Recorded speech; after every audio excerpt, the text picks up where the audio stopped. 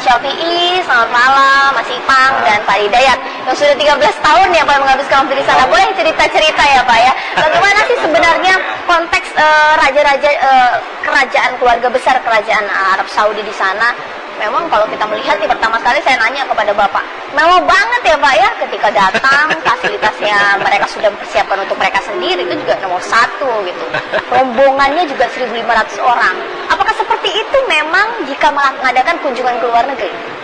Ya, pertama tentu sebagai orang yang pernah kuliah di Madinah di Saudi Arabia dari S1, S2, S3 13 tahun itu, tentu saya harus menyampaikan ahlan wa sahlan wa marhaban bi qudumi khadimil haramain asyarifain ila Indonesia. Selamat datang khadimil haramain asyarifain ila Indonesia. Ini adalah mengulangi kunjungan yang dulu dilakukan oleh Raja Faisal 47 tahun yang lalu, dan tentu sekali lagi kita menyambut sebagaimana kita menyambut pimpinan negara-negara sahabat yang datang ke Indonesia. Kita melihat Saudi Arabia termasuk negara yang kaya raya ya, dan kekayaannya itu dibergunakan untuk banyak kepentingan, baik terkait dengan masalah politik, ekonomi, sosial, budaya, pendidikan, dan lain sebagainya. Dan tentu saja mereka melakukan dengan begitu banyak delegasi seperti sekarang ini, tentu karena menghormati Indonesia. Indonesia negara yang sangat besar dengan jumlah penduduk yang sangat besar, negara dengan jumlah penduduk umat Islam yang terbesar di dunia, begitu ya. Sangat wajar kalau kemudian Saudi Arabia sebagai tempat di mana ada 2 tempat yang sangat suci, disucikan oleh umat Islam, yaitu Makkah dan Madinah. Wajar kalau mereka menghormati Indonesia dengan menghadirkan begitu banyak ya.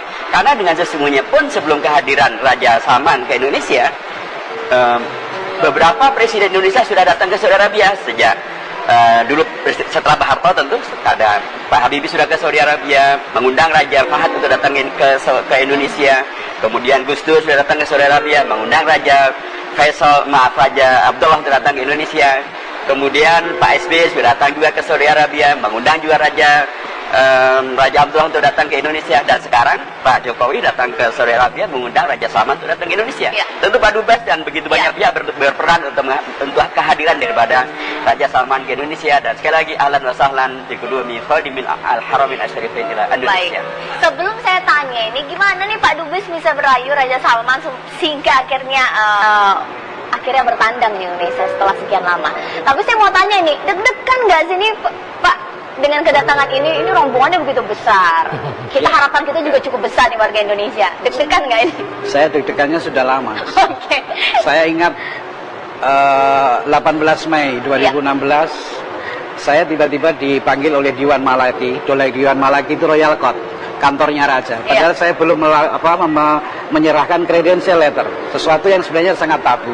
Tapi nampaknya ini ada takdir diplomatik saya yang mengantarkan saya ke gedung itu. Di ruangan itu langsung saya tagih, 7 presiden kami sudah ke sini.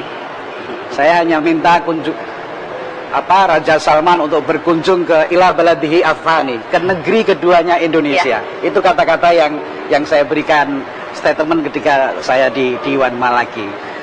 Kemudian langkah berikutnya saya lakukan pendekatan, karena saya memahami untuk diplomasi di Saudi itu harus ada al-manahij al-khosoh, ada cara yang sangat spesial. Jadi pendekatan-pendekatannya sangat berbeda. Kami harus bisa membuat mereka tersenyum sebelum kami ngomong yang substantif. Saya harus bisa membuat mereka tertawa sebelum kami serius membahas MOU dan lain sebagainya. Alhamdulillah pada waktu itu sudah ada kesanggupan. Di laptop saya ada surat balasan dari Khadimul Haramain Asyarifain Raja Salman Ibnu Abdul Aziz Al Saud kepada Ilal Akhi Al Aziz Joko Widodo, kepada sahabatku yang agung Joko Widodo, dengan kop hijaunya itu. Ini merupakan kebanggaan bagi kami, karena saya kepingin mimpi ketika ke Saudi saya harus melakukan sebuah equal diplomasi, atau dalam bahasa Pak Kiai ad-diplomasiyah al-mutasawiyah, diplomasi yang sepadan. Dan alhamdulillah sekarang mimpi itu sudah insya Allah 2 hari lagi terwujud. Bahkan ada bonus, 16 Februari Majelis Syura, lembaga paling elit Saudi, datang ke Indonesia pertama kali sejak Indonesia merdeka. Sebuah penghargaan persahabatan yang tulus dari Mamlakah Arabia Saudiyah kepada sahabatnya yang namanya Indonesia. ya. Kita harapkan kita semakin mendekat ke Saudi dan memberikan banyak keuntungan ya. Kalau tadi Pak Dubes sempat berbincang pada saya sebelum acara ini dimulai, sampai harus nyanyi-nyanyi ya di depan Raja Salman ya, ketika menawarkan hal yang substantif tersebut. Saya mau tanya, apa sih hal substantif yang ditawarkan oleh Pak Dubes kepada Raja Salman yang pasti untuk keuntungan Indonesia? Sesaat lagi, apa kabar Indonesia Malam Akhir Pekan akan kembali bersama Anda.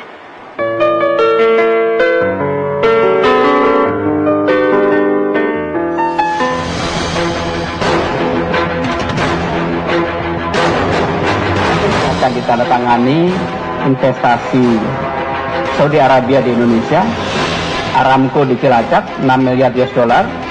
Investasi Saudi Arabia ini secara keseluruhan diharapkan bisa sampai dengan 25 miliar US dollar.